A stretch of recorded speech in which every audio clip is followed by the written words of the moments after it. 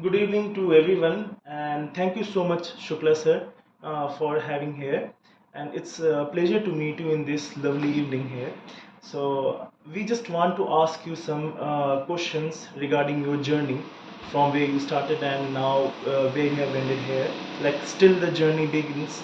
So yeah, sir. So our first question start with Mr. Deepak Tiwari ji. So Thank you, can you? Chatterjee Saab, Yes, sir. Thank you so and much, thank sir. you for giving opportunity to me to interact the people like you who have a long experience and have seen the globally. Thank you very much. Thank you Good so evening, much, sir. sir. Very good evening, Deepak bhai. Rajesh, sir. Firstly, as Arundam told, we have to start with your journey. So we would like to ask, how did you started in this flow and you became an tycoon, and again you going to like giving strategies to political parties, and now you are leading one of the firm called Venture Studio Capital, and you are mentor in many firms, and with your means huge experience, you are giving jobs and other knowledge to people. So I just wanted to know how you started and how this journey came with you. Yeah, it's a Deepak bhai. It started in 91. My father was IAS officer, so his vision was that I should be a IAS officer. He was thinking that being a IAS I can contribute a lot. But after graduated from Siram College, my vision was to go study somewhere outside India and have a global vision. But as the India is mainly lead by the parents, mainly father. So I started civil preparation in 91. I was 137 rank holder. So approx 8 months I was in Lal Bahadur Shastri Academy, Missouri. But then I found it is not my cup of tea. So I moved to London School of Economics for political science and international economics. I completed my degree. Then my first job was McKinsey and my last job was also McKinsey. I was posted in China. That time China was growing. So almost 5 year I was China. So mainly I was looking US investment, Europe investment, and sourcing from the prismatic economics like India, Bangladesh, Malaysia, and all. After that, my second posting was to handle the political relations and investment in India, Bangladesh, and Sri Lanka. So I was stationed in Mumbai, and as stationed in Mumbai, so I come in contact with government as well as the Pramod Mahajan, and then P. Chidambaram, and then Pranoda, and I was great inspired by Pranoda and Pramod Mahajan. And then we started giving a political advices like YSR Reddy, Chief Minister of Andhra Pradesh, and late Sri Jayalalitha ji, Chief Minister, ex-Chief Minister of Tamil Nadu. And we helped them as an organization. And after that, 2002, during interaction with Chandrababu Naidu, I left a job and we started our venture that was political and economics. Actually, in India, it was great missing. Either the people was politician, either the people was the economics. So whenever the businessman tried politics, he was failed, and whenever politician tried businessman, he was failed. So we find a great synergy that all political people decide economics and all economics people decide political, but the bridge was missing. So our journey started, and in that starting, we first created Milestone, then 2020 Clean Tech, then Montage Capital, then Vibrant Digital, then SPC Biotech, and 2008 we created Vibrant Digital, and we uh, called all the people like Ashok Bankhede, then Suresh Reddy, Vijay Bhaskar Reddy. Vijay Bhaskar was ex-head of the Coke, Suresh was ex-head of the Microsoft, Dipayan Mohanty was heading Cargill. So all these guys were from different IITs, Kharagpur, Delhi, Mumbai, and Mr. Rai was again IIT Kharagpur. And then we start mentoring, and finally we got a contact from Bharatiya Janata Party, and we start focusing on the Bharatiya Janata Party, and our first organization in BJP was Gujarat Cotton. It was loss making, approx 89 crore loss was there, and approx 23 lakh farmers was the member. So I handled Gujarat Cotton, and in 2 years we converted 230 crore profit making, and the actual numbers of farmers increased approx 29 lakh. Then we have advised them how to convert the local opportunity in global opportunity. So with government of Gujarat, gold uh, processing in Rajkot, then kite manufacturing in Mehsana and Baroda, and then vibrant Gujarat be taken the globally. And in 2009-10 with Pravesh Rawal and this medicine, uh, we start means directing the key leaders of Bharatiya Janata Party like Narendra Bhai Modi, Amit Shah, Purushottam Rupala, and then finally we became a key manager, and I was the mainly responsible to give the tips why Bhai Narendra Bhai Modi go to UP and especially select the Banaras, because as per my study, Banaras was affecting approx 168 parliament seat, and my firm belief is the leader must go on the toughest place. Leader must not sit in the comfortable room and advise. Leader must lead. Whether it's a Shivaji Maharaj, whether the Rani Lakshmi Bai, whether the Chandrasekhar Azad, whether Bal Gangadhar Tilak, whether the Bhimrao Ambedkar Sahab. So everyone have lead on front, and the person who lead on the toughest, he can only lead and he can create a successful team. So today you are means witnessing the success of our strategies. Yes, yes. Then I was again part of, I have visualized this 2017 Know Your Government KYG, then 2009 Chaukidar, Hum Hai Chaukidar, and then electric vehicle. Actually, even the Rabi was part of that mission. Yes. When we transformed the electric vehicle. Unfortunately, we have not found that goal, what exactly we was planning. But the vision was very clear and we distributed, and I feel government before 2025 again will roll out. So that's how we reach. And during this entire journey, I found lot of people have a very good synergy. Lot of people want to grow, but because of their family background, because of their college background, they are not getting opportunity to convert themselves. So in that we found the like CA Pooja Goel, then we find Ajay Singh Mankotia, then we found the people like Sandeep Maheshwari, then Ravi, then Mr. Uh, Mr. Tyagi. So all this be transformed successfully, and I still believe the man is great, not machine. Man can drive machine, man can design machine, but machine cannot drive. Yes. So my even still, whomsoever ask the advice from me, I always advise believe on man, fight with man, don't give the comfort to them, let the money give the comfort to them. And then I was also advising Reliance Capital. I was also advising L&T. I have raised tons of money for Reliance, L&T, then Bajaj, Mukund Steel, SpiceJet, Jet Airways, ICICI Venture I have led. So almost 100 billion US dollar I have raised in various form, and I have only bring the CLN credit link note in India, and the first CLN I bought for the IRB infra, it's a infra company. Up to approx 6 7 other companies have done that, and I left 2012 my last professional assignment. After 2012, I am just doing everything from my heart, nothing for money, and it's a God grace ki whatever I have earned in my 20-year career, I feel it is sufficient for next 20 year for me. That's great, sir. I just wanted to know, sir, so what is RFA, red flag account, and Oh. how to resolve it? Oh, good.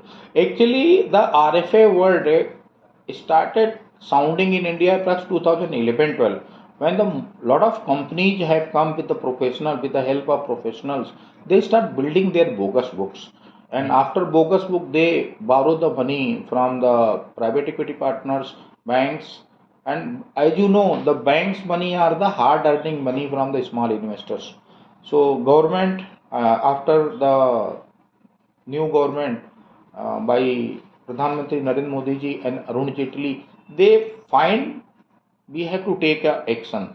So we divide it in two parts. One is the regulatory part, that is called RFA, and second is the alert, means EMS, where you get a early alert. So that we started with CARE, Reserve Bank of India, and Price Waterhouse. So that venture called CARE FinRisk. So under that we start setting the guideline as well as the software. Up to now 23 banks are using that software. Yes, sir. And this RFA, the purpose was to alert the lender, more particular government banks, to control the fraud.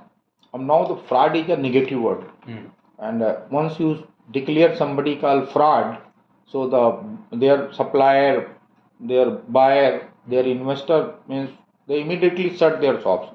So to means give a good feel till actually be found it is fraud is called RFA. Yes. So- And how to resolve it? Okay, it's a two ways there, Ravi.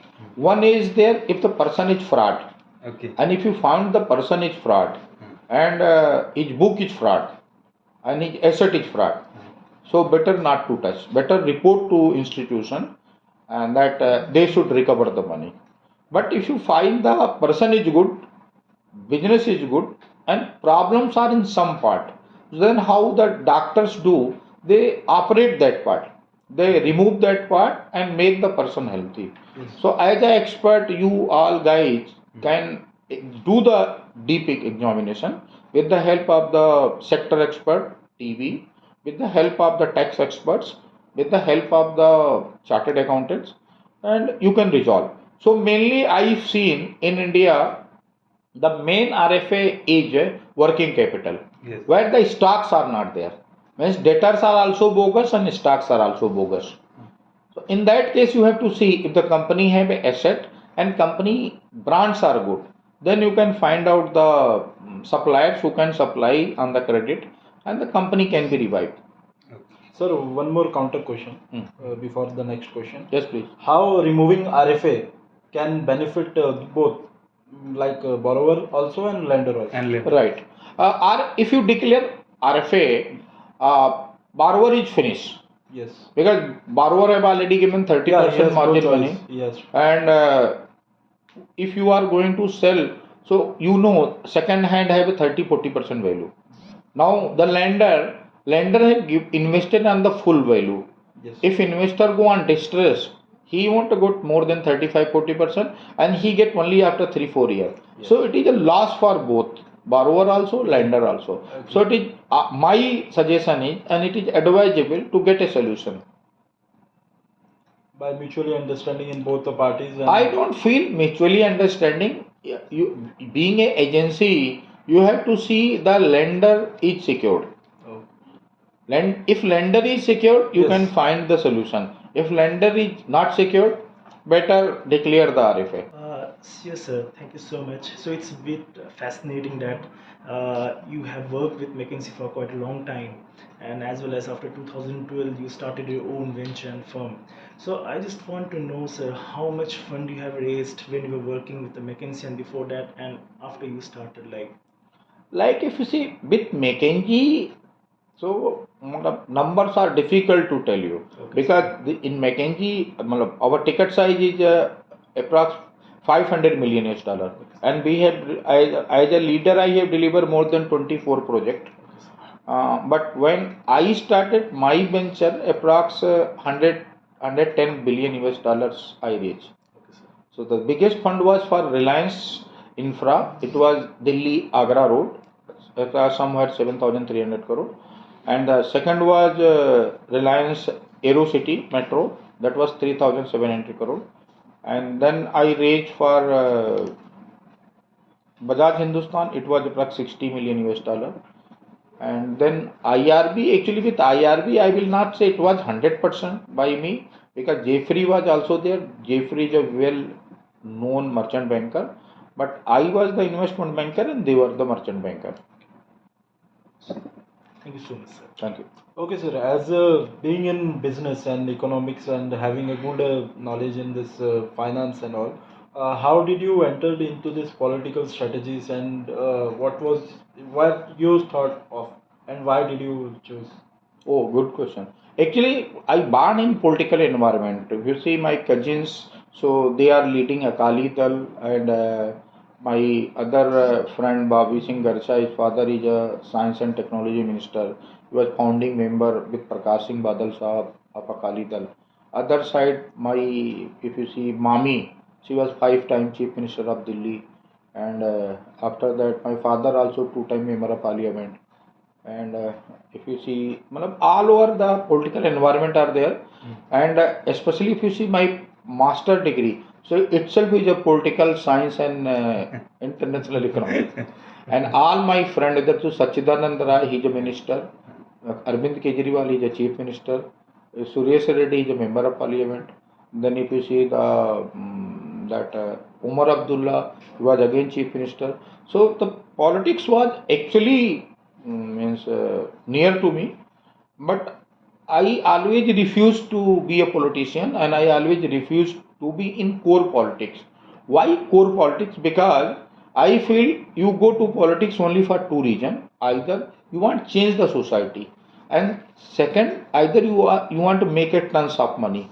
So the first phase I have already done. I made tons of money, and the second thing, core politics don't suit me because I am a wrong person. I always say straight no. If something is wrong, I always say point blank it is wrong, and I treat entire team like a family. I don't treat that as a crowd.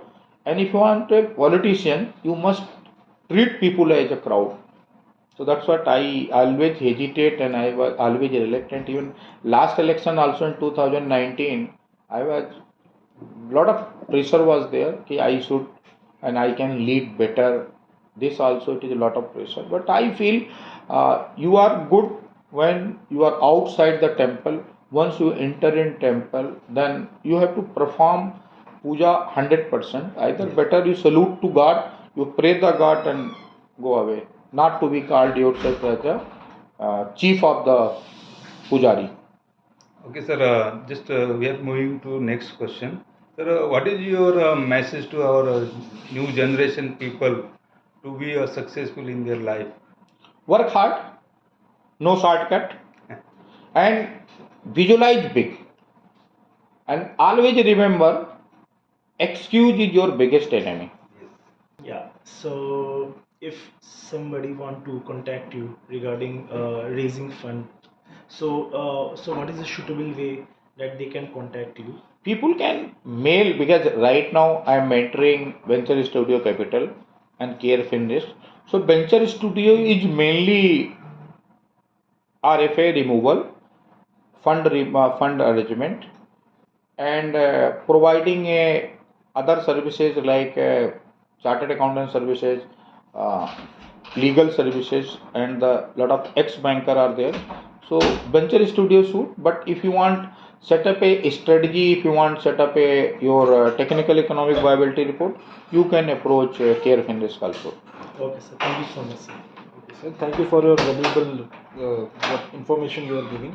Moving towards next, we will ask, what are your future plans? And as you have mentioned that you did with the business, you did with the political part, and you are now mentoring many firms. So, what are your future plans and goals? I would like to ask. Future plan, I say, first thing I'm looking that can India be a same like how China, because China is producing almost 80-90% of the total production of the world. So I'm looking whatever the production possible with people, and why we are not reaching up to globe. So looking like some companies looking, and then the second is the guys who are out of IITs, who are out of IIMs, trying to reach them, give some money to them so their house can be run, and same time give the vision to them they can be a they can be a next Dhiru Bhai, they can be next Gautam Adani, they can be next Narayan Murthy. Because whatever name I am taking, these all people have come from very small families, very less education. And why they are big? Why like Manoj Modi? Why Manoj Modi is big? Why Amitabh Jhunjhunwala is big?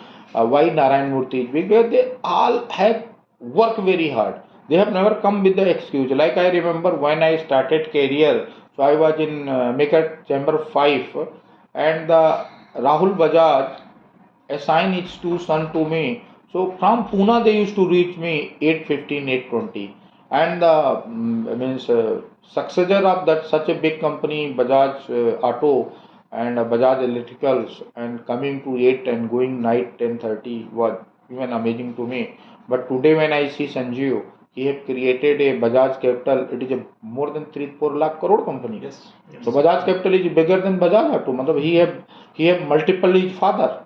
Hmm. So means that's how I want ki the guys must come out from their safer cell. And I tell you, whomsoever you met, whether you met ex-chairman ICICI Bank Kamath Saab, whether you met Vitthal Malviya, father of the Vijay Malviya, whether you met to this Punjal, the hero motorcycle, all these guys are too small. They come from two small cities and they really not successful.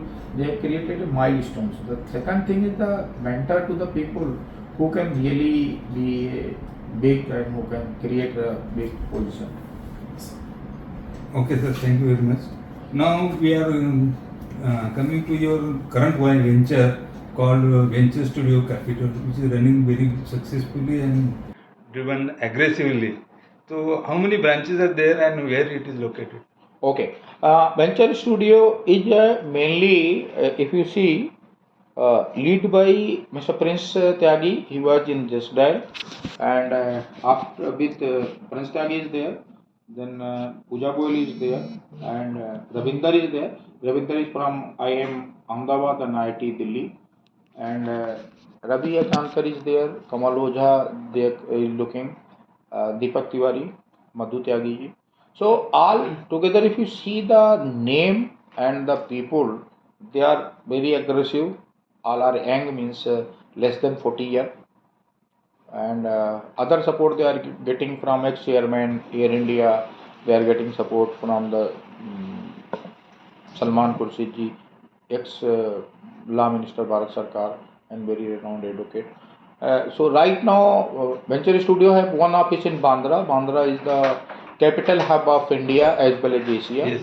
Other office is in Wasi, that is very premium building, and one office is in Pune and one office in Connaught Place, Delhi. I feel in next 4 years, Venture Studio will have approximately 30 office in India, and they may be a number one for the RFA, number one in TV, and number one for the credit link note and for the working capital. Yes. Obviously, with your guidance, sir, we will try to make it best. Thank you.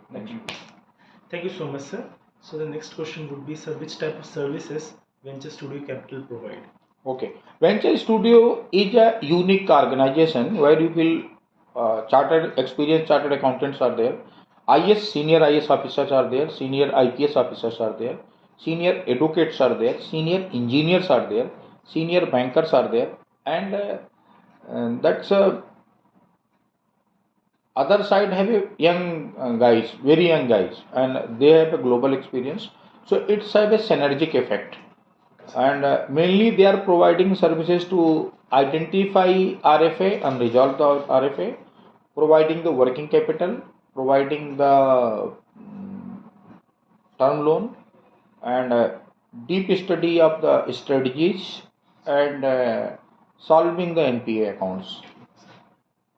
And almost I think right now the team size is approx 65 to 70 people in all three offices, but in next 3 months they are going to add plus 250 people. Okay, sir. Thank you so much, sir, for the Thank answer. Okay, sir, I would like to more exhibit that what was your main purpose to start with Venture Studio Capital? As I think you have already started big, unicorn firms which are going to be in future, like Pranvayu, Tech India, and all other those companies. Why you mainly thought of starting this Venture Studio Capital and you took all the professionals here like CA, CSS, Yes. and thought of going with RFA only? What was your purpose and what was your object? Actually, if you see, approx 54 lakh means 540 billion US dollar are stuck in NPA account. And this is, I am telling you, the official number 540 billion US dollar. If you go unofficial, approx 1 trillion. Right now, you are a 3 trillion economy. 1 trillion is under NPA. NPA. NPA.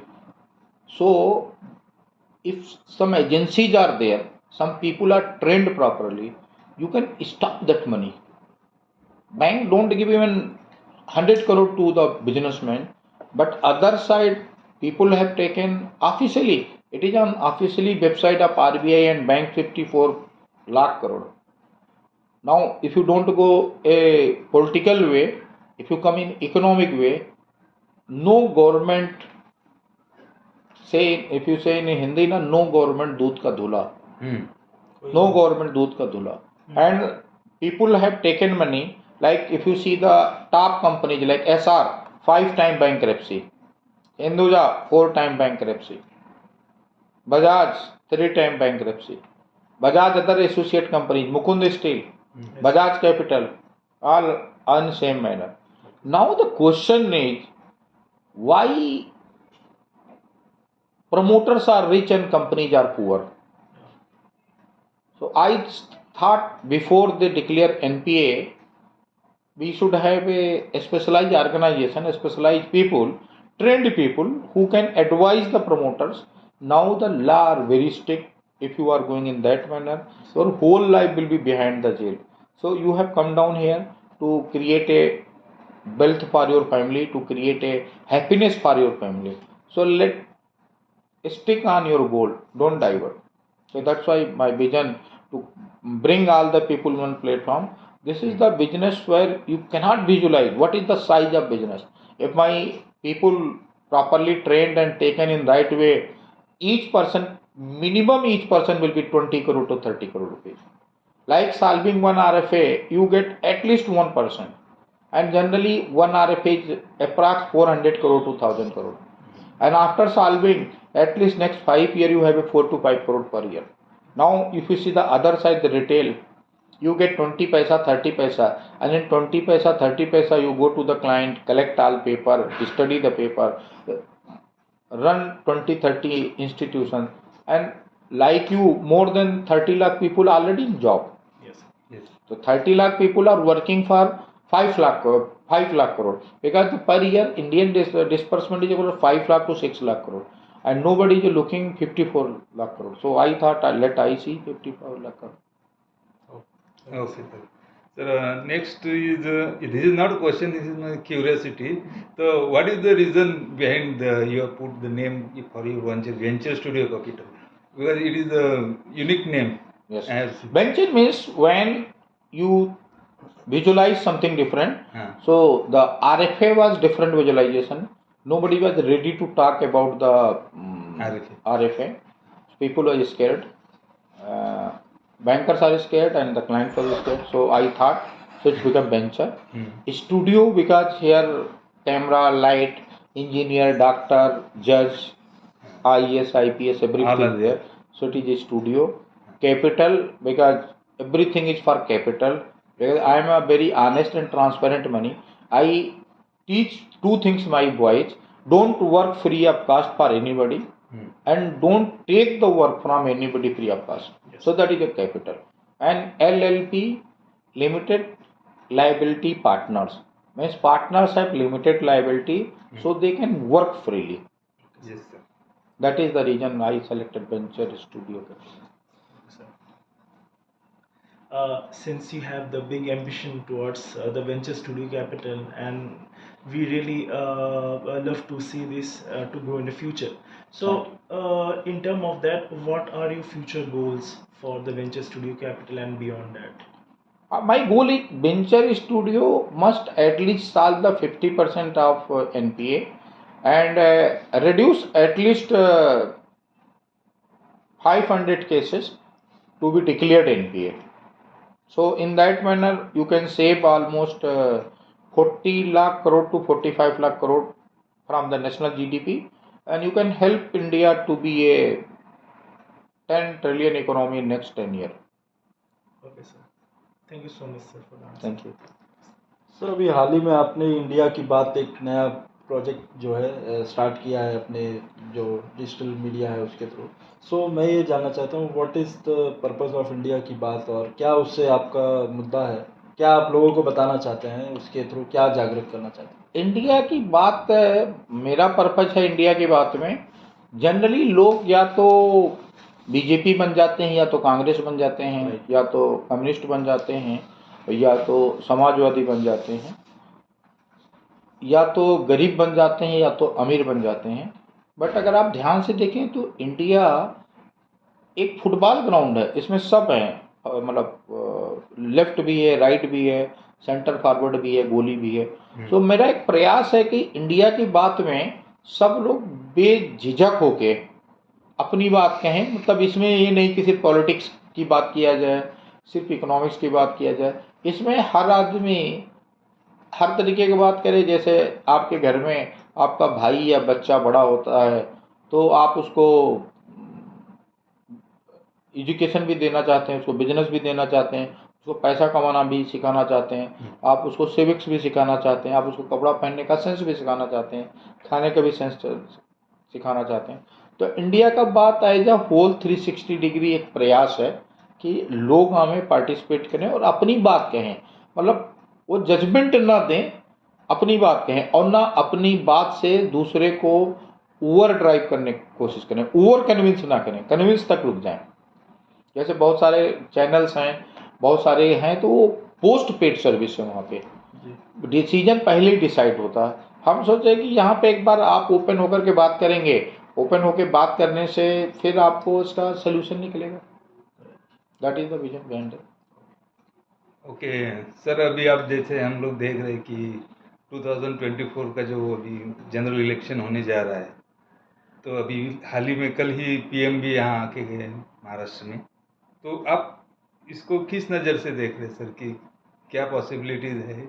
क्या हो सकता है 2024 में, क्योंकि अभी देखा जा रहा था हाल ही में कि अजीत पवार जी नहीं खड़े हो रहे थे समर्थन में, बट कल जैसे हमने देखा अजीत पवार जी और मोदी साहब का जो मिलन हुआ, तो उस हिसाब से आप कैसे अपना उस पर विचारधारा क्या रखते हैं? आप एक इसको इस तरह से देख सकते हैं। देखिए, इस समय 18 स्टेट में बीजेपी की सरकार है और 18 में ही नहीं है। सो आधे में नहीं। 50-50 आधे में नहीं है। सो और अगर आप वोट शेयर से देखें तो 56% लोगों ने बीजेपी को सेलेक्ट कर रखा और 44 लोगों ने रिजेक्ट कर रखा है। This is the beauty of democracy. अब अगर 56% लोगों ने एक गरीब घर के, और जिसका ना गांव का पता है, ना उनकी जाति के पता है, ना उनके पीछे कोई बड़ा इंडस्ट्रियलिस्ट है, ना पहले कभी था ना अभी है। कई बार अफवाहें बना दी जाती हैं कि गौतम भाई हैं, मुकेश भाई हैं, बट मुकेश भाई 5-10 साल पहले तक लोग बोलते थे सोनिया जी के बहुत खास हैं। गौतम भाई की कंपनी में अभी भी रॉबर्ट वाड्रा साहब का ऑफिशियली इन्वेस्टमेंट है, और बहुत सारे बड़े कांग्रेसी लीडर इंक्लूडिंग कमलनाथ जी का बड़ा इन्वेस्टमेंट है। सो हम नहीं मान सकते कि कोई इंडस्ट्रियलिस्ट किसी पॉलिटिकल पार्टी का मीडिएटर हो सकता है। एंड जो 2024 दिख रहा है उसमें मतलब मोदी जी के सामने कोई दिखता नहीं है। नंबर 1, जो 18 दल इकट्ठा हुए उसमें 18 चीफ मिनिस्टर हैं, और जो बाकी के 5-7 दल इकट्ठा हुए उसमें भी 5-6 चीफ मिनिस्टर हैं जो नहीं है तो बनने की कोशिश कर रहे हैं। और दूसरा, उसमें कई जगह मैंने मीम देखा तो फोटो खींचने आए भाई, अभी दाओस सम्मेलन है दिसंबर में, तो एक आदमी अपोजिशन से एक वाइल्ड कार्ड एंट्री मिलती है, तो फोटो खिंचाने गए तो बोले किसका फोटो खींचे, किसको वाइल्ड कार्ड एंट्री में, तो जो 16 चेहरे थे, 18 चेहरे थे, सब बोले मेरा। ममता दीदी ने बंगाल से आवाज दिया मेरा, अखिलेश जी ने यूपी से बोला मेरा, और उद्धव जी ने बोला मेरा क्योंकि मैं मुंबई से हूँ, और डी शिव कुमार जी ने कर्नाटका से बोला, खड़गे जी ने भी पीछे से बोला अभी कांग्रेस अध्यक्ष मैं हूँ, तो राहुल जी उनको बोला तू पीछे जा, प्रियंका जी अलग हैं, रॉबर्ट वाड्रा जी हैं। और इसमें बुराई नहीं है, लोकतंत्र की यही ब्यूटी है, everybody have a chance. But अगर आप अदर साइड देखें, तो अगर अदर साइड आप बीजेपी के साइड में सत्ता पक्ष में काल दें, तो 100 नेता होंगे, 100 मोदी जी का ही नाम लेंगे, मतलब कोई अपना नाम लेगा नहीं और ना कोई अपना काम गिनाएगा, सब मोदी जी के काम गिनाएंगे। तो एक गरीब, मेरा एक पर्सनल मानना है कि गरीब परिवार का लड़का खुद स्ट्रगल करके यहाँ तक पहुँचा है और आज ग्लोबली उसका रिकग्निशन है, तो देश को सब कुछ करना चाहिए, लेकिन ऐसे लोगों को, जो भी आपके गांव में या अगल बगल दिखें, ऐसे लोगों को मोटिवेट करना चाहिए और आगे बढ़ाना चाहिए। एंड 2024 का चुनाव तो मेरे को कहीं आज की डेट में कहीं कोई कंपटीशन में दिखता नहीं है, क्योंकि कोई और नेता नहीं है। ममता दीदी को महाराष्ट्र में 500 वोट नहीं मिलेंगे, उद्धव जी को बंगाल में 500 वोट नहीं मिलेंगे, अखिलेश जी को बंगाल और महाराष्ट्र दोनों में 500 वोट नहीं मिलेंगे, नीतीश कुमार जी को अपने ही स्टेट में वोट नहीं मिलते हैं, लालू जी और तेजस्वी जी कब तक जेल से बाहर हैं भगवान जाने, क्योंकि 8 बार ऑलरेडी जेल जा चुके हैं, 5 बार जमानत पे हैं। तो फाइनली आप देखें कि अपोजिशन को एक दृष्टिकोण लेना पड़ेगा लंबा, और दृष्टिकोण लेके एक नेता सेलेक्ट करना पड़ेगा, चाहे वो अरविंद केजरीवाल जी हो सकते हैं, चाहे ममता दीदी, आदित्य ठाकरे हो सकते हैं, चाहे ममता दीदी हो सकती हैं। मेरे हिसाब से राहुल जी को मेंटर बन जाना चाहिए, राहुल जी को एक्टिव राजनीति से निकल जाना चाहिए। राहुल जी बहुत बड़ा योगदान दे सकते हैं अगर एक्टिव राजनीति से निकल जाएं और किताबें लिखने लगें, ट्रेनिंग देने लगें। और प्रियंका जी को भी निकल जाना चाहिए, क्योंकि उनका समय खत्म हो चुका, 30 साल के बच्चे हो चुके हैं। तो 30 साल के बच्चे मतलब 60 साल की औरत को राजनीति में आने के बजाय वापस उनको अपने कार्यकर्ताओं को मेंटरिंग करना चाहिए, अपनी माँ का सेवा करना चाहिए, अपने सास ससुर का सेवा करना चाहिए और पति के साथ बाहर फॉरेन घूमना चाहिए। और ममता दीदी एक राइट कैंडिडेट हैं, क्योंकि उन्होंने पिछले 40 साल से स्ट्रगल किया है, पहले कम्युनिस्टों से स्ट्रगल किया, अभी भारतीय जनता पार्टी नरेंद्र भाई मोदी से और अमित शाह से स्ट्रगल कर रही हैं। तो एक वो चॉइस हो सकती है। दूसरा आदित्य ठाकरे हो सकते हैं, क्योंकि बहुत यंग हैं, उनके परिवार ने हर तरीके की परेशानियां भी देखी हैं और उनके परिवार ने जो संभव नहीं था उसको संभव करके दिखाया हुआ है। एंड तीसरा जो एक बड़ा नेता दिखता है जिसको चांसेज हैं, वो आंध्र प्रदेश से आते हैं जगन रेड्डी। अगर जगन रेड्डी प्रधानमंत्री बीजेपी का साथ छोड़ते हैं तो एक वो बेहतर विकल्प हो सकते हैं, क्योंकि जगन रेड्डी को अपने चुनाव में करीब 75% वोट मिल रहे हैं और लोकसभा में भी अकेले वो चीफ मिनिस्टर हैं जिनको 40% वोट मोदी जी के खिलाफ मिला। बाकी कोई भी चीफ मिनिस्टर को उसके स्टेट में 26% से ज़्यादा वोट नहीं मिला मोदी जी को। सर हम एग्री करते हैं कि मतलब यूपी में, गुजरात में, एमपी में मोदी साहब का बहुत बड़ा योगदान है और वो चल भी रही है उनकी सरकार बहुत बढ़िया से। लेकिन अगर अलग पॉलिटिकल दृष्टिकोण से इसे मैं कहूँ, अगर वहाँ उस नज़रिए से देखा जाए तो जैसे 12-15 लोगों का जो एकजुट आकर मोदी जी के खिलाफ जो संगठन बन रहा है और बेंगलोर में मीटिंग हो रही है, कभी कहीं पे मीटिंग हो रही है, तो हर दिन नया कुछ सुनने को मिल रहा है। अभी तीसरी मीटिंग जो है बाकी है, तो इस पे आप कैसे मतलब कह सकते हैं कि 2024 में? नहीं, वो एक्चुअल में दीपक जी अगर आपको बताएं, आपने अपने घर में अगर बहन की या अब भाई की शादी कभी की हो, तो जब बहन की शादी करना होता है तो बहुत सारे घरों में जाना पड़ता है और बहुत सारे लड़के देखने पड़ते हैं, सबका अलग अलग डिमांड होता है। बट फाइनली जो जनता है ना, वो शादी एक से ही करती है। तो ये जितना लोग है उसको आप बता सकते हैं कि हर आदमी अपनी पार्टी बचाने की कोशिश कर रहा है, हर आदमी अपनी सरकार बचाने की कोशिश कर रहा है। और लोगों से आप तो ये बात को मानोगे कि लोगों से तो गलतियां हुई हैं। आज जो मोदी जी सफाई करने की कोशिश कर रहे हैं, हम आप सब जानते हैं कि ये नेता सब 20-25 साल पहले कोई सेकंड हैंड स्कूटर में था, कोई टैक्सी ड्राइवर था, कोई ऑटो ड्राइवर था, और आज ये 4-4, 5-5 हज़ार करोड़ के बेल्ट पे बैठे हैं। तो आज लड़ाई मतलब लालू जी से ही लें तो 86-87 में लालू जी की जो फोटो आती है, वो पटना में एक रूम में 6 भाई रहते थे, 17 आदमी थे। आज लालू जी के पास 10-10 एकड़ के 400-400 रूम के कम से कम 400 घर होंगे। तो ये तो लीगली पॉसिबल नहीं है। तो मोदी जी जो प्रयास कर रहे हैं वही कि मतलब भारत की सरकार भारत के लिए, भारत के लोगों के लिए। अब इस बात में हम कह सकते हैं कि भाई मोदी जी भी दूध के धुले नहीं हैं, मोदी जी के भी साथ कई सारे लोग हैं जिनके ऊपर आरोप हैं। बट वही दूसरे तरफ हम ये बोल सकते हैं कि जब हम गाड़ी चलाते हैं कोई डेस्टिनेशन पे पहुंचने के लिए, तो रास्ते में गाड़ी रोक के बड़ा पाव भी खाना पड़ता है, कुल्हड़ में भी चाय पीनी पड़ती, कई लोग सिगरेट भी पी लेते हैं। बट इसका ये मतलब नहीं है कि वो अपना मकसद भूल गए हैं। मकसद पाने के लिए छोटे छोटे लीगल इलीगल तरीके अपनाने पड़ते हैं, बट मोदी जी का मकसद बहुत क्लियर है और हम उनको 15-16 साल से जानते हैं। तो हमने एक चीज़ उनका देखा, जो 18 साल में मैंने एक चीज़ देखा कि पर्सनल रूप से वो बहुत क्लीन है, पर्सनल रूप से बहुत क्लीन है। ना वो सपने में भी देश को नुकसान पहुंचाने की बात करते हैं और ना दिन में भी वो करते हैं। और उनका ये है कि पूरे दिन का उनका अगर आप खर्चा देखें तो 650-700 रुपया खर्चा है। 2 सूप पीते हैं, एक खिचड़ी खाते हैं, 3-4 पापड़ खाते हैं और आधा किलो 1 किलो कुकुम्बर खाते हैं, यही उनका वो है। वीक में एक बार आइसक्रीम खाते हैं और वीक में 2 बार खीर खाते हैं और एक बार आधा किलो रसमलाई या दूध की रबड़ी खाते हैं, यही उनका चॉइस है। तो इस कंडीशन में अगर आप देखेंगे तो विपक्षी दलों को प्रयास तो करना पड़ेगा, क्योंकि स्वस्थ लोकतंत्र के लिए मजबूत विपक्ष जरूरी है। तो विपक्ष का प्रयास सराहनीय है और करना भी चाहिए विपक्ष को प्रयास, और किसी भी तरीके से विपक्ष के प्रयास को मोदी जी के सामने खड़ा होना चाहिए और मोदी जी से हेल्थी कंपटीशन करना चाहिए। मोदी जी जहाँ जहाँ फेल हैं, या पर्सनली मेरा मानना है कि मोदी जी रोजगार देने में फेल हैं, रोजगार में मोदी जी को ध्यान देना चाहिए। दूसरा, मोदी जी फेल हैं जो छोटे बिजनेसमैन हैं, छोटे बिजनेसमैन का ईज अभी तक मोदी जी नहीं कर पाए हैं। तीसरा, जो क्वालिटी ऑफ इंफ्रास्ट्रक्चर है वो बहुत बुरा है। जैसा आप मुंबई बैठे हैं, बरसात आया तो 80% रोड बह जाती है, लेकिन इसके एवज में मैं आपको बताऊं 50-60 साल पहले, 70 साल पहले जो रोड बनी हुई हैं साउथ मुंबई में, वो वैसे ही बनी हुई हैं।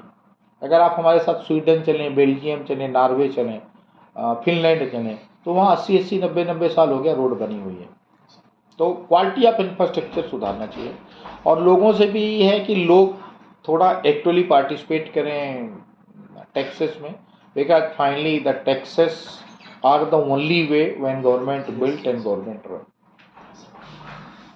सर, इसी के बाद पे हम आपसे पूछना चाहते हैं कि जो अभी अभी जो मणिपुर में हो रहा है दंगे फसाद और ये, तो उसमें आपका क्या राय है और क्या विचार है कि मणिपुर में इसको कैसे ठीक किया जा सकता है गवर्नमेंट के थ्रू, और ये क्यों हुआ है? ओके, मणिपुर अगर आप देखें तो अप्रॉक्स 27.37 लाख टोटल पॉपुलेशन है। 2 मेन कम्युनिटी हैं, मैतेई जो प्लेन में है, मतलब मणिपुर कैसा एक वैली है, चारों तरफ पहाड़ है बीच में। सो जो प्लेन एरिया है मैतेई अप्रॉक्स 50-54% है और हिंदू रिलीजन को फॉलो करते हैं। उसके बाद नागा एंड कुकी हैं, ये ट्राइब्स हैं और ये लोग क्रिश्चियंस को फॉलो करते हैं। सडनली अगर आपने देखा होगा तो डेमोग्राफी चेंज हुआ है, बहुत सारे लोग आए हैं बर्मा से, रोहिंगा, वो लोग वहाँ पे करीब 50,000 2 लाख तक होंगे। प्रॉब्लम स्टार्ट हुआ समवेयर 2023 पे मई में हाई कोर्ट का डिसीजन आया कि जो मैतेई लोग हैं, जो हिंदू लोग हैं, इनको भी रिजर्वेशन होगा। सो जो ट्राइब्स हैं, जो क्रिश्चियंस हैं, उन्होंने प्रोटेस्ट करना शुरू किया। अब यहाँ मैं भारत सरकार का चूक बोलूँगा, क्योंकि हम थे मणिपुर में, मैं अप्रैल में था, मार्च अप्रैल में 2 महीना था। हमने भी अपनी रिपोर्ट में बोला था कि ऐसा कोई डिसीजन आवे तो नॉर्थ इंडिया से, महाराष्ट्र से ऐसे लोगों को ले जाओ, नागपुर से ले जाओ, मुंबई से ले जाओ, पूना से ले जाओ, जो लोग समझते हैं रिजर्वेशन को और वो अपने लोगों को ट्रेंड करें। वो मतलब ये ना करें कि जुलूस ना निकालें, खुशी ना मचाएं, कूलली लें इसको। क्योंकि ये बड़ा सामाजिक परिवर्तन है कि जहाँ पे आपके पास लोग बैठे हैं, जहाँ पे लोग आपके पास बैठे हुए हैं और चेंजे जला रहे हैं, और आप जो है उस पोर्शन को देख नहीं पा रहे हैं। बट शायद सरकार कहीं बिजी थी और सरकार समझ नहीं पाई, तो जो मैतेई लोग थे, हिंदू लोग थे, उन्होंने इसको बड़ा सेलिब्रेशन कर दिया। तो रेजिस्टेंस से शुरू हो गया और आपको मालूम है वो बॉर्डर स्टेट है। सो जो भी आपके दुश्मन हैं, जैसे बर्मा, चाइना, वहाँ से बहुत सारे आर्म्स आ गए, और आर्म्स आने की वजह से जो प्रोटेस्ट चल रहा है, वो प्रोटेस्ट चल रहा है कि मैतेई लोगों को रिजर्वेशन ना दिया जाए। मेरे हिसाब से लोगों को समझाने की ज़रूरत है, और भारत सरकार को भी ये समझना चाहिए कि 80 साल भारत में हो गया, रिजर्वेशन किसी हिसाब से सोल्यूशन नहीं है, क्योंकि 1951-52 में 88% गवर्नमेंट जॉब थी, आज 4% गवर्नमेंट जॉब है। आज सरकार पूरे साल में सिर्फ 13 लाख जॉब निकालती है, तो 13 लाख जॉब के सामने 8 करोड़ जॉब है, 8 करोड़ जॉब में कोई रिजर्वेशन नहीं है। सो हमें अब एक बोल्ड स्टेप लेना चाहिए, अच्छे स्कूल खोलना चाहिए, अच्छे ट्रेनिंग सेंटर खोलना चाहिए, और जो समाज के लोग हैं वॉलंटरी पार्टिसिपेट करना चाहें, उनसे उनकी टीम बना के लोगों तक ले जाना चाहिए। और हमें स्पेस टेक्नोलॉजी में, मेडिकल में, आर्टिफिशियल इंटेलिजेंस में ट्रेंड करना चाहिए। जैसा आज अगर देखें, भारत सरकार का जो हाईएस्ट सबसे बड़ा पोस्ट है चीफ सेक्रेटरी, 1,54,000 रुपये उसकी पगार है। सो उसका क्या पैकेज है? 36 लाख रुपीज़। मैं जानता हूँ हिंदुस्तान में बहुत सारे लोग 12 करोड़ से 30 करोड़ रुपए सैलरी पा रहे हैं। तो हमें हिंदुस्तान को ट्रेंड करना चाहिए 12 करोड़ से 30 करोड़ रुपए, ना कि वो 30 लाख के ऊपर। और ये विजन सरकार को आज नहीं तो कल लाना पड़ेगा। आप नहीं लाओगे तो ईरान है, इराक है, सऊदी अरब है, कभी आपको ब्राह्मण बोलेगा, कभी आपको राजपूत बोलेगा, कभी आपको वैश्य बोलेगा, कभी आपको पासी बोलेगा, कभी आपको कुछ बोलेगा। एंड ब्राह्मण में भी कभी आपको सरजूपारी बोलेगा, कभी कानकुब्ज बोलेगा, फिर कानकुब्ज और उसमें भी कभी आपको चटर्जी बोलेगा, कभी मुखर्जी बोलेगा, कभी आपको शुक्ला बोलेगा, कभी तिवारी बोलेगा, कभी अजानकर बोलेगा, कभी पावरकर बोलेगा, कभी नागेकर बोलेगा। और आप ध्यान से अगर महाराष्ट्र ही देखें तो महाराष्ट्र में पूछे भाई ब्राह्मण कौन है, तो पूछते हैं कि जिसके पीछे कर लगा होता है। लेकिन मेरे 200 दोस्त हैं जिनके पीछे कर लगा, वो मराठा हैं, कोई अम्बेडकर को फॉलो करता है, कोई बौद्ध को फॉलो करता है। तो मेनली देश के अच्छे भविष्य के लिए सरकार को इससे बाहर निकालना चाहिए, एंड लैंड रिफॉर्म लाने चाहिए। दूसरा, जो सरकार नहीं कर रही है, सख्ती से लैंड रिफॉर्म करना चाहिए। जिनके पास 5 एकड़ से ज़्यादा जगह है, उनको डायरेक्टली अगड़ा घोषित किया जाना चाहिए। 5 एकड़ 10 एकड़ से ज़्यादा जगह को डायरेक्ट अगड़ा घोषित किया जाना चाहिए, और 10 एकड़ से कम ज़मीन है उनको पिछड़ा घोषित किया जाना चाहिए। पिछड़ों के लिए एजुकेशन हॉस्पिटल फ्री होने चाहिए, उनको पढ़ाई कराना चाहिए, और सरकार को उनको जॉब में लाना चाहिए। और जो अगड़ा है उनकी ज़मीन को गिरवी रख के या बैंक को मोर्गेज करके उनको बिजनेसमैन बनाना चाहिए। तो जो गैप है आपका, अगर आप आज इकोनॉमी में देखें, 68% जो पॉपुलेशन है जिसको प्राइमरी सेक्टर बोलते हैं, उनका कंट्रीब्यूशन सिर्फ 14% है।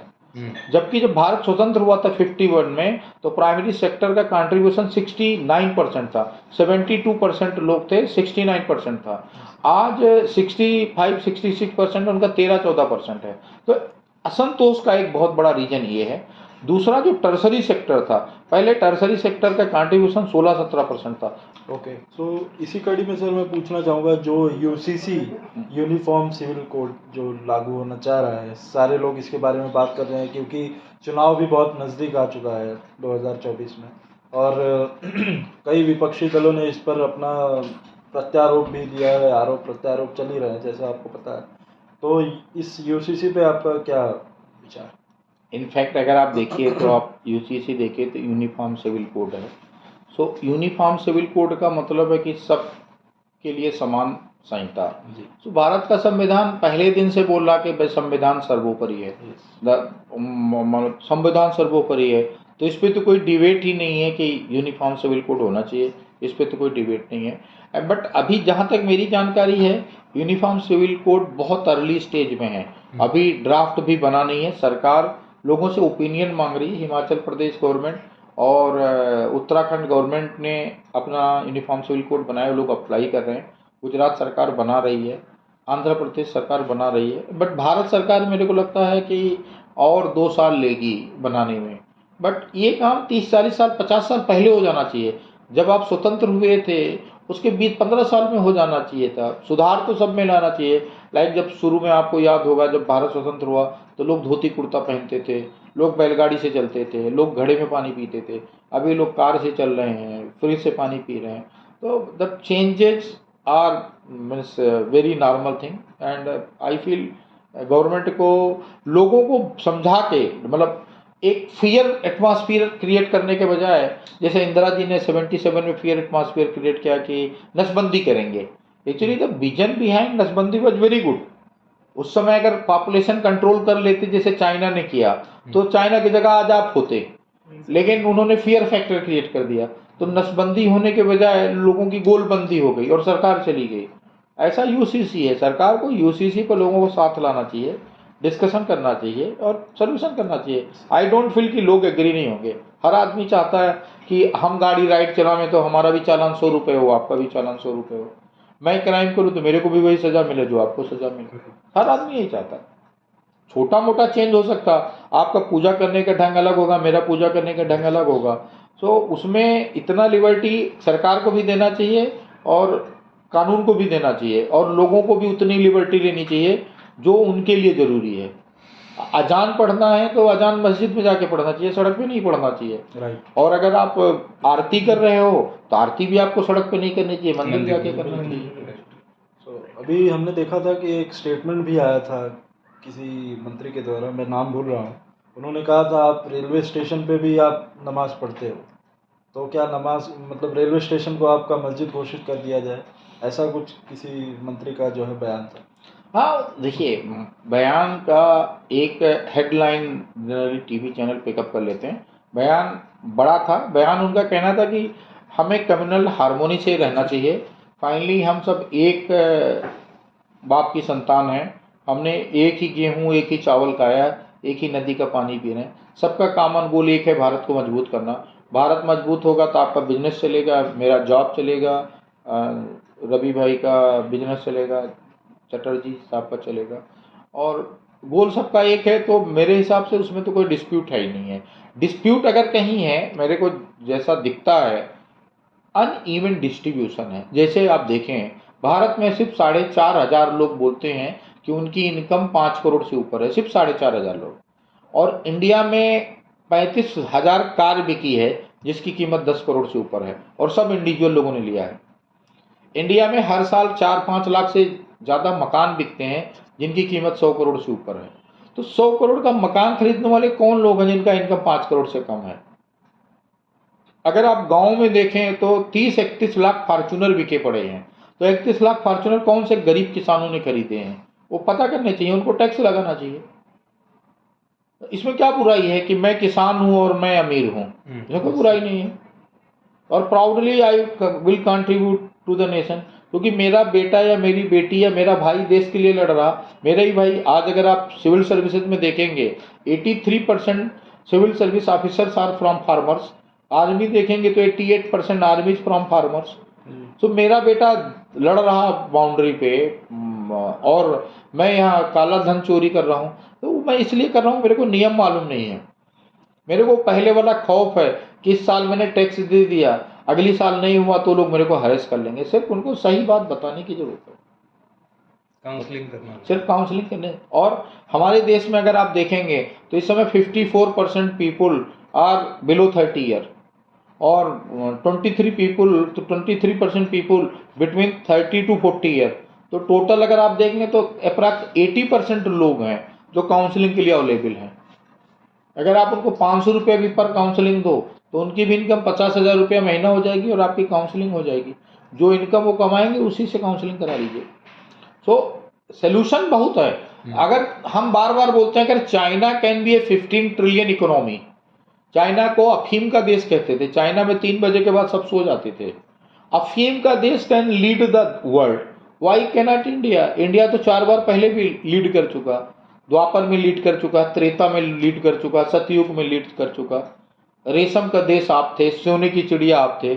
सारे दुनिया के आदमी जिनको भी पैसा कमाना हो, चाहे वो मोहम्मद गजनवी हो, मीर कासिम हो, चाहे बाबर हो, चाहे मोहम्मद गोरी हो, चाहे क्लाइव हो, चाहे ईस्ट इंडिया कंपनी हो, सब इधर ही आए, यहाँ से पैसा कमा के। वास्को डी गामा भी इधर ही आया।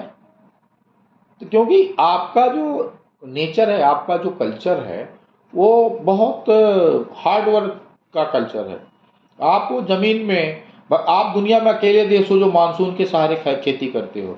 उसके बाद भी दुनिया में सबसे ज़्यादा चावल आप उगाते हो, सबसे ज़्यादा गेहूँ आप उगाते हो, सबसे ज़्यादा प्याज आप उगाते हो, सबसे ज़्यादा चाय आप उगाते हो, सबसे ज़्यादा काफ़ी आप उगाते हो। मतलब अगर एग्रीकल्चर में जाएंगे आप 17 चीज़ सबसे ज़्यादा उगाते हो। और आप दुनिया में अकेले हो जो मानसून के भरोसे काम करते हो। दुनिया में आप अकेले हो जो सबसे ज़्यादा पूजा करते हो। मतलब आपका हर काम भगवान से शुरू होता है। बस हम तो मजाक मजाक में कहते हैं हमारी सरकार भी भगवान भरोसे चलती है। तो ये इतना अच्छा देश है और आई फील अपॉर्चुनिटी बहुत है, अपॉर्चुनिटी बहुत है। हमें सिर्फ अपने बच्चों को स्कूलों में 2 ही चीज़ समझाना जो हम लैक कर रहे हैं। परसों मैं था आईआईटी मुंबई के साथ में, मिस्टर अमृतराज थे, राहुल यादव थे जो housing.com के एमडी हैं, और लोग थे।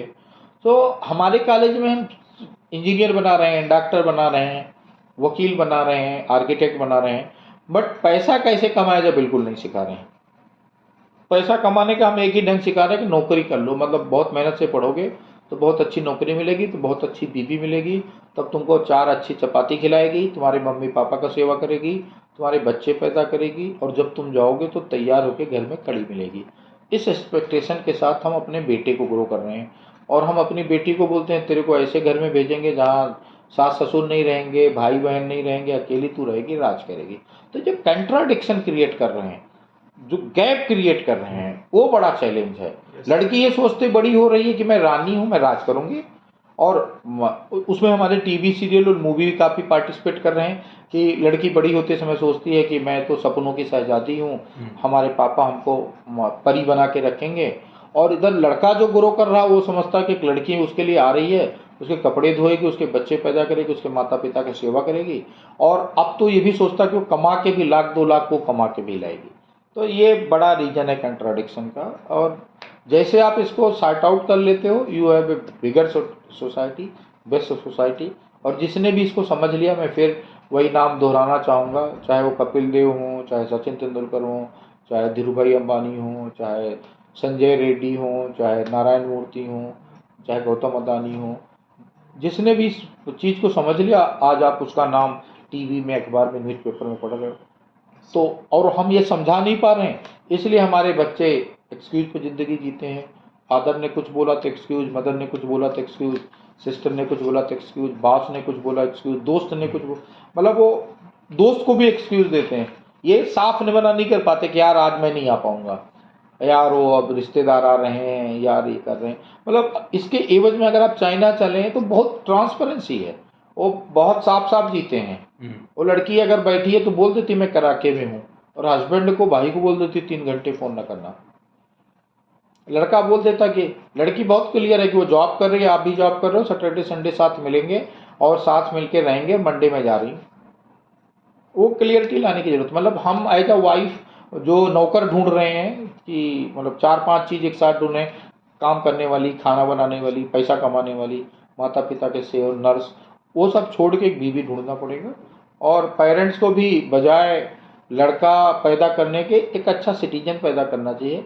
एंड बचपन से ये सिखाया जाना चाहिए कि आपका कमाना बहुत ज़रूरी है। ये जो हमारे यहाँ था, हम लोग डिस्कस भी कर रहे थे, लोग बोलते हैं कि रुपया पैसा हाथ का मैल है। तो हमारा हर बार यही कहना होता कि रुपया पैसा हाथ का मैल नहीं है, जो रुपया पैसा है वो गरीब के गाल की लाली है, बूढ़े लोगों की लाठी है, और बच्चों की सहपाठी है। तो रुपया बहुत कुछ नहीं है, रुपया सब कुछ नहीं है, बट रुपया बहुत कुछ है। सो रुपया को कमाना सीखिए, रुपए को प्यार करना सीखिए, और रुपए को रखना सीखिए।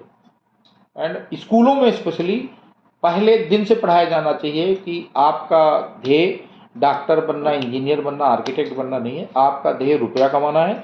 रुपया कमा के जितना आपको ज़रूरत है रखो, उसके बाद दूसरा रुपया अपने भाई को दो, तीसरा रुपया अपनी बहन को दो, चौथा रुपया अपने चाचा को दो, 5वां रुपया अपने पड़ोसी को दो, 6ठा रुपया अपने गांव को दो, 7वां रुपया अपने धर्म को दो, 8वां रुपया अपने प्रदेश को दो, 9वां रुपया अपने देश को दो, और 10वां रुपया अगर इन केस बच रहा हो तो फ्यूचर में इन्वेस्ट करो।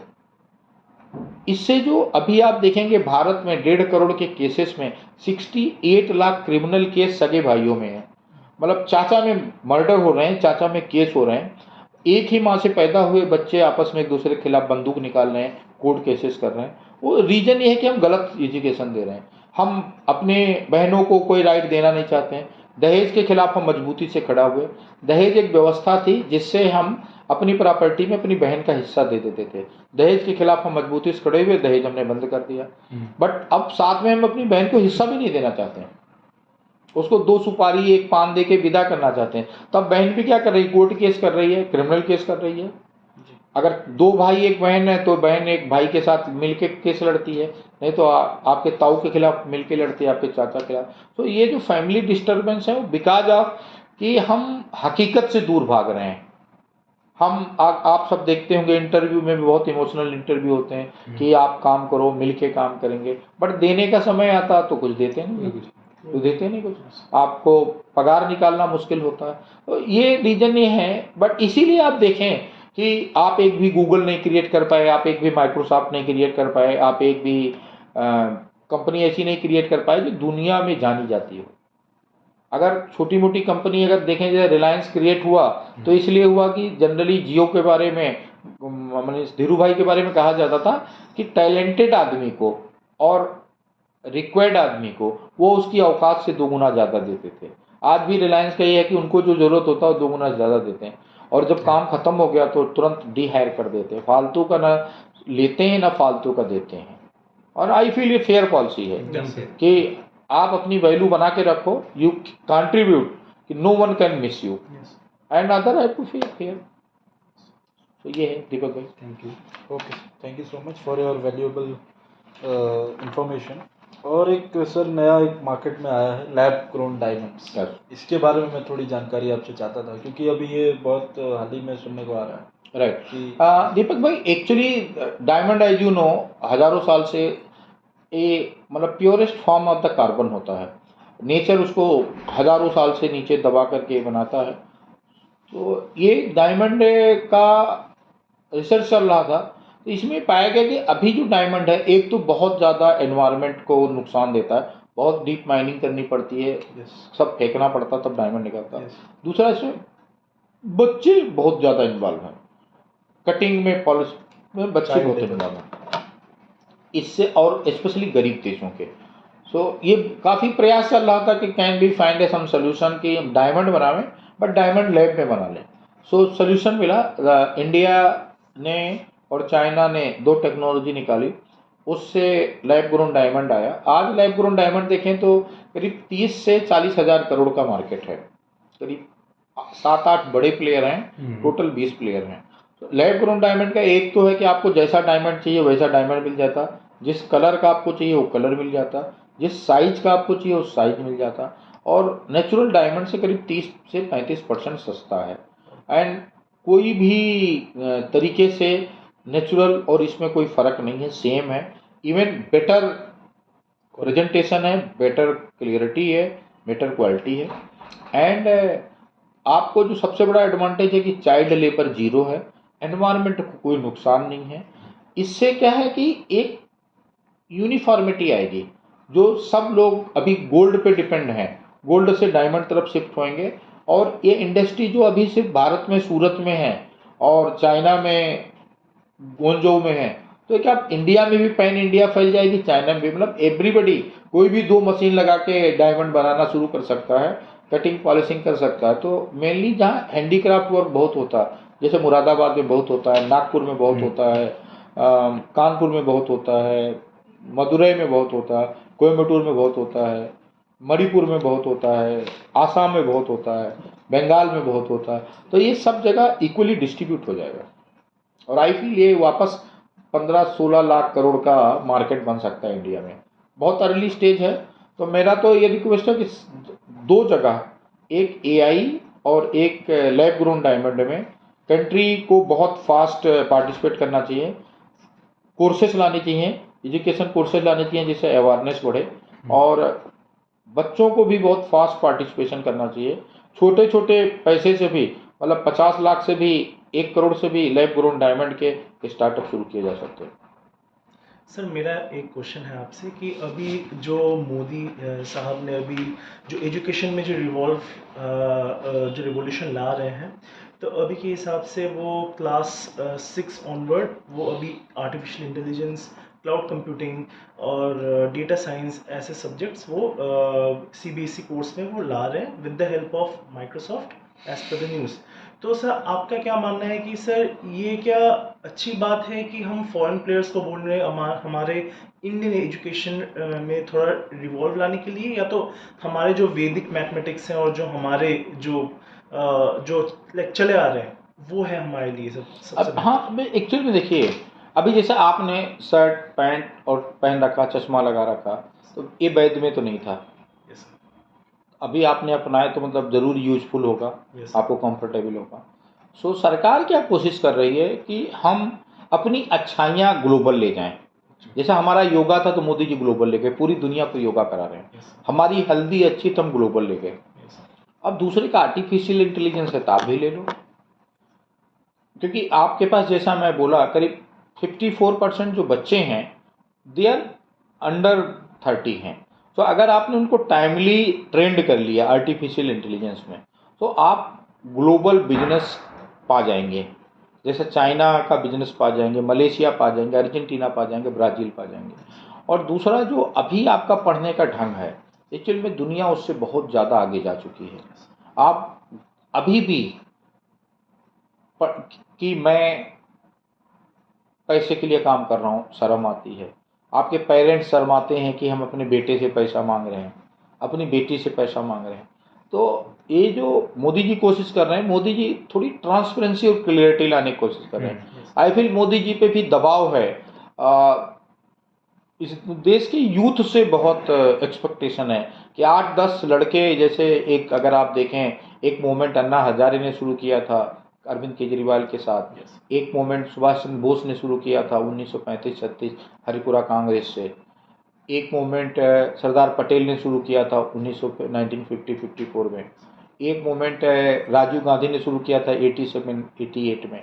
तो एक मूवमेंट की ज़रूरत है, जयप्रकाश नारायण जैसा एक मूवमेंट की ज़रूरत है जहां बच्चे आगे आवें और 3 चीज़ पे फाइट करें कि रुपया हाथ की मैल नहीं है। पहला तो स्ट्रिक्टली आप इसको डिनाई करो और एक्सेप्ट करो रुपया बहुत ज़रूरी है। दूसरा, एजुकेशन में रुपया कमाएं कैसे उस पर डिबेट होना चाहिए, उस पर खुल के बात होनी चाहिए। और तीसरा, इक्वल डिस्ट्रीब्यूशन आप एसेट होना चाहिए। पता नहीं बुरा लगेगा लेकिन एक आदमी जब मरे तो उसका 80% स्टेट, उसका जो 80% संपत्ति है वो सरकार को वापस जानी चाहिए और सरकार के पास से रीएलोकेट होनी चाहिए। मतलब जो बीकेसी है वो बपौती नहीं होनी चाहिए। अब आपको मैं बताऊं, जैसे बांद्रा है, बांद्रा, बालकेश्वर, दादर, इन कोर मराठी लोगों का था, उन्होंने इसको बनाया था। अब क्या हो रहा है, यहाँ पे इंडस्ट्रियलिस्ट और बिजनेसमैन लोग इसको रीडेवलप में ले जाते हैं, तो उससे जो मराठी लोग हैं डी रूट होकर के कोई पालघर चला जा रहा है, कोई नाला सोपारा चला जा रहा है, कोई पनवेल चला जा रहा है। तो एक वैक्यूम क्रिएट हो रहा और ये वैक्यूम साउथ मुंबई से क्रिएट होता आ रहा। पहला आपने बालकेश्वर क्लियर किया, मरीन लाइन्स क्लियर किया, वर्ली क्लियर किया, अब बांद्रा क्लियर करो। बांद्रा वेस्ट क्लियर हो गया, बांद्रा ईस्ट की बारी है। इससे क्या हो रहा है, एक जोग्राफिकल बहुत बड़ा वैक्यूम आ रहा कि जो ट्रेडिशनल महाराष्ट्र के मुंबई के फूड हैं वो खत्म हो जाएंगे, जो ट्रेडिशनल पेड़ हैं, जो लैंग्वेज है, जो पानी है, अब वो खत्म। जैसे मिट्टी नदी है, जो आदमी यहाँ 50 साल से रह रहा है उसको मिट्टी नदी का बिहेवियर मालूम है, बट अभी जो ये बिल्डिंग्स आ रही हैं आप देख रहे हैं, ये बिल्डिंग्स में उनको बिहेवियर नहीं मालूम उनको, तो वो आपके लिए बड़ा नुकसानदायक है। उसको आपको अप्रोच कैसा करना पड़ेगा, एक बैलेंस अप्रोच लेना पड़ेगा कि बाहर के जो लोग आवें वो लोगों को आप उनकी नॉलेज, टेक्नोलॉजी, उनका हार्डवर्क लें, बट जो यहाँ के लोग हैं उनका भी लाइक कोई भी डेवलपमेंट हो तो उसमें ये हो कि भाई एक बिल्डिंग यहाँ का जो भूमिपुत्र है, यहाँ का जो नेटिव है उसको रखा जाए और यहाँ फ्लैट बेचने न दिए जाएं। जो मराठी लोग हैं या गुजराती लोग हैं उनको बेचने के बजाय सरकार कोई ऐसा प्रोविजन करे कि जब तक आप जॉब कर रहे हो तब तक बीकेसी रहो, जब आप रिटायर हो जाते हो पालघर चले जाओ, पनवेल चले जाओ, चाहे जिस जाति के हो, चाहे मराठी हो, गुजराती हो, कोई भी हो, सो आप वो बचा पाएंगे, नहीं तो आप बचा नहीं पा रहे हैं। और उसकी वजह से आपको जो फैमिली डिस्प्यूट्स हैं, जहाँ पे भाई सीधा है तो दूसरे भाई मिलके उसको मार रहे हैं, क्योंकि सबको मालूम है कि मेरा ही प्रॉपर्टी मेरे बच्चे को चला जाएगा। Yes, sir. लेकिन कंट्री लाइक यूएस देखिए, फिनलैंड देखिए, नॉर्वे देखिए, स्वीडन देखिए, स्विट्जरलैंड देखिए, बेल्जियम देखिए, वहाँ जो एसेट है सरकार को चला जाता है और सरकार रिडिस्ट्रीब्यूट कर देती है। आप आए, आपके पास काम करने के लिए घर नहीं है तो घर सरकार अलॉट कर देती है, आपके पास ऑफिस नहीं है सरकार ऑफिस दे देती है, आपके पास गाड़ी नहीं है सरकार गाड़ी दे देती है। फिर जब आप कंट्रीब्यूट करने लगते हैं तो सरकार आपसे ले लेती, दूसरे को दे देती है। आप क्या वो नहीं हो रहा, वो एक बड़ा चैलेंज है। बहुत बहुत धन्यवाद सर आपका। Thank you very much, thank you, Thank you Thank you for so your much, sir. valuable guidance, sir. Thank Yes, you sir. Very much. Thank you.